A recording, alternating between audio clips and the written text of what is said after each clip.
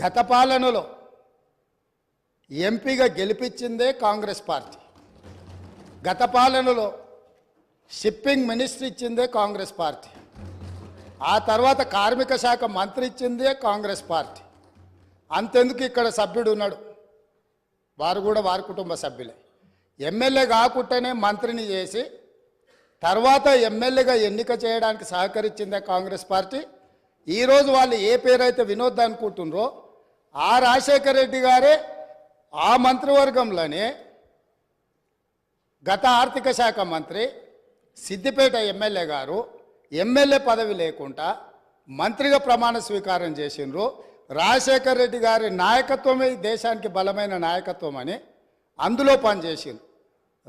మూడవది పోతిరెడ్డిపాడు పొక్క పెద్దది చేసినప్పుడు కీర్తిశేషులు నాయన్ నరసింహారెడ్డి గారు కడప జిల్లా ఇన్ఛార్జ్ మినిస్టర్.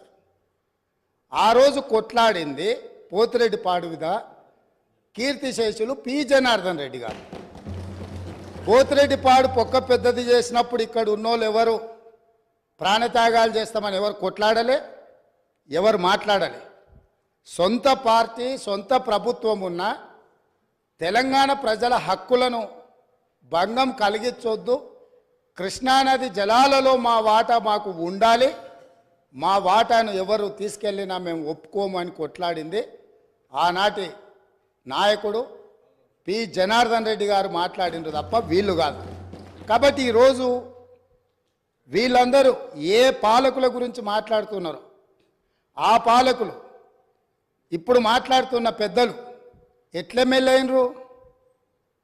వాళ్ళ తండ్రి గారి గురువైన చంద్రబాబు నాయుడు గారి పార్టీతో పొత్తు పెట్టుకుంటే ఆ పార్టీ మద్దతుతో ఆ కండువ కప్పుకొని సిరిసిల్లలో కష్టపడి పనిచేసి నిర్మించుకున్న చీమలు పెట్టిన పుట్టలో పాములు దూరినట్టు కేకే మహేందర్ రెడ్డి అక్కడ పార్టీని నిర్మించుకొని తెలంగాణ ఉద్యమంలో పాల్గొని తెలంగాణ ఉద్యమంలో ముందు భాగం నుండి నిలబడి కొట్లాడితే ఎన్ఆర్ఐ అంటే నాన్ రిలయబుల్ ఇండియన్ కింద మేనేజ్మెంట్ కోటాలో ఇక్కడికి వచ్చి టికెట్ తీసుకొని అక్కడ ఆ కేకే మహేందర్ రెడ్డి గారిని అన్యాయం చేసి ఈరోజు ఇక్కడికి వచ్చిండ్రు. కాబట్టి ఈరోజు గతం గురించి అధ్యక్ష ఒకవేళ మా మిత్రులకు వాళ్ళకు అంతగా గతం గురించి చర్చించాలనే ఆలోచన ఉంటే ఒకరోజు మొత్తం తమరు సమయం ఇవ్వండి.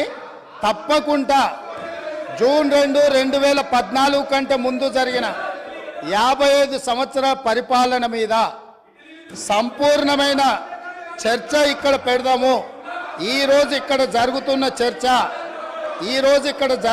చర్చ జూన్ 2, 2014 నుంచి జరిగిన పరిపాలన, చేసిన విధ్వంసము, నాయకత్వం యొక్క వ్యవహార శైలి మీద మనం ఈరోజు మాట్లాడుకుంటున్నాము.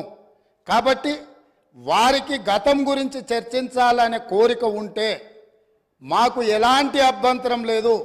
గతంలో జరిగిన పరిపాలనలో ఇక్కడున్న వాళ్ళకి చాలామందికి పాత్ర లేకపోవచ్చు, కానీ అక్కడున్న వాళ్ళకు చాలామందికి పాత్ర ఉంది. ప్రత్యక్షంగా మంత్రులు చేసిండ్రు.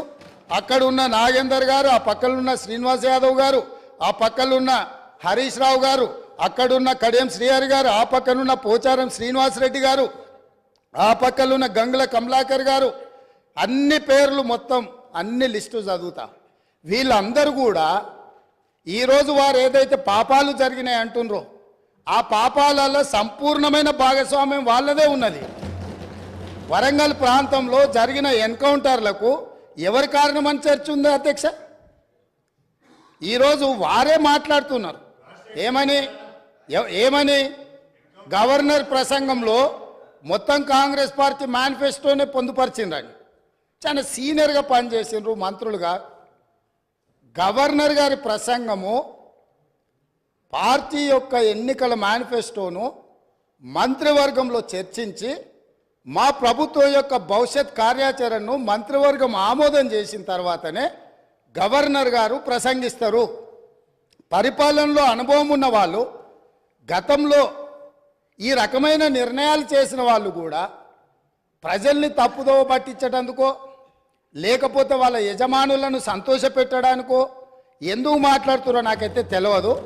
నేను సభ్యుడికి సూచన చేస్తున్నా, నేను చాలా విషయాలు ప్రస్తావించిన, తప్పకుండా సావధానంగా 5 సంవత్సరాలు సమయం ఉంది, సంపూర్ణంగా ఎక్స్రే తీసినట్టుగా ఎక్కడెక్కడ ఏమేమి ఉన్నాయో అన్నిటిని వివరిస్తాం. మా ఆర్థిక మంత్రి గారు, డిప్యూటీ సీఎం గారు జరిగిన విధ్వంసం ఏంది, ఆర్థిక నేరం ఏంది, అన్ని విషయాలు ఈ సభలోనే తమరి అనుమతి తీసుకొని చర్చకు పెట్టి వాటన్నిటిని విశ్లేషిద్దాం. మేము సిద్ధంగా ఉన్నాం. సంవయనం పాటించి ఈరోజు గవర్నర్ గారి ప్రసంగానికి సంబంధించిన మీకు మనసు ఉంటే, తెలంగాణను అభివృద్ధి చేసుకోవాలన్న ఆలోచన ఉంటే అభినందిస్తూ మీరు ముందుకు రండి. లేదు మేము ఇట్లనే ఉంటామంటే పిల్లి శాపనార్థాలకు ఉట్లు తెగిపడవు. ఈ శాపనార్థాలు పెడుతూనే ఉంటారు జీవితకాలం. కాబట్టి దయచేసి ప్రతిపక్షానికి నేను సూచన చేస్తున్నా,